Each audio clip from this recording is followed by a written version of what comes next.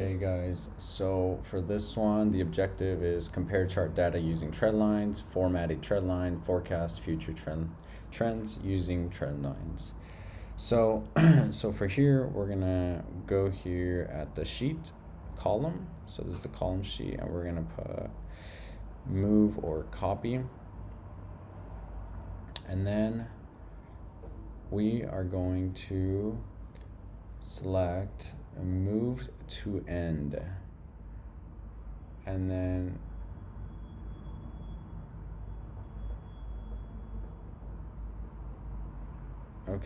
create a new copy, and then press OK. So now we have the new copy in a different sheet. After that, we're gonna go to, it wants us to rename the sheet. So I'm sure you guys probably can't see this, but I'm just gonna rename the sheet. So rename, and I'm gonna name it trends. And so now that the sheet's named trends, it wants us to click on the chart, and then it wants us to click on chart design, and then it wants to switch columns button. So we're gonna switch the columns button. So it's gonna switch it, boom. All right, and then once we have that there, the chart now displays quarters along the x-axis. Okay, so step 3 is going to be click the add chart element button. So we're going to go here, and then it's going to say in the chart layouts group, point to data table. So data table, click none. So it doesn't want anything, so none. Okay, so it gets rid of all that data, and then so it wants us to go back over here, and then it wants us to click the legend button, which is right here, and then it wants us to click for the bottom. Okay, then these pop up again, boom, boom, boom, and then what else? So step 4 is going to be click here again, and we're going to add the trend line here, and then it's going to be a linear one, so linear, and then it's going to be from verified New York is selected in the add trend line along dialog box. Okay, then New York, make sure that's selected, press OK, and then boom, it's the trend line that's been added.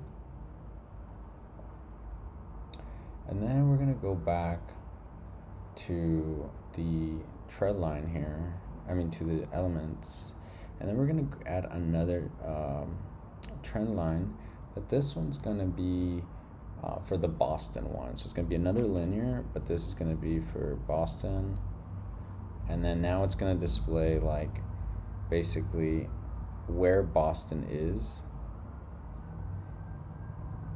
It's going to basically compare the New York and Boston trend lines. So, okay, let's go. So the chart now has 2 trend lines, making it easy to compare the trend lines of New York and Boston offices. Okay, and then we're going to go here. We're going to double click the New York data series trend line.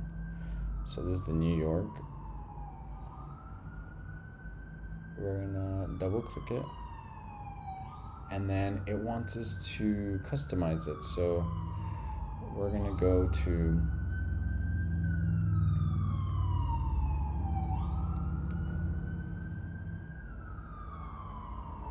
the trend line options.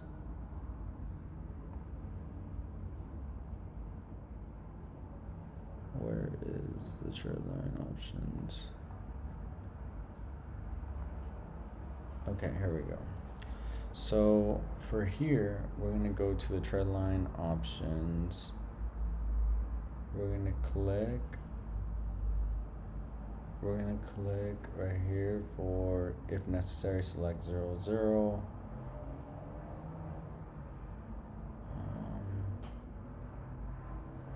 Okay, so that's already there. So in the forward one, it wants us to click a 1.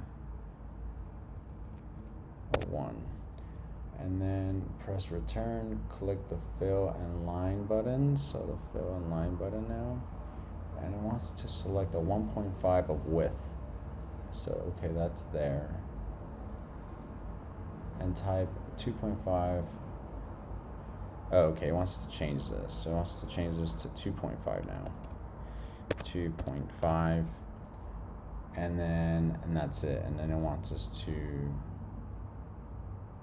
close it. So we'll click there, and then we'll close it. Then it wants us to click the Boston one. So we're gonna click the Boston one, and then it wants us to do the same thing. So for here, we're gonna click a 1, and then it wants us to go to the fill handle, and same thing, it wants us to change this to a 2.5.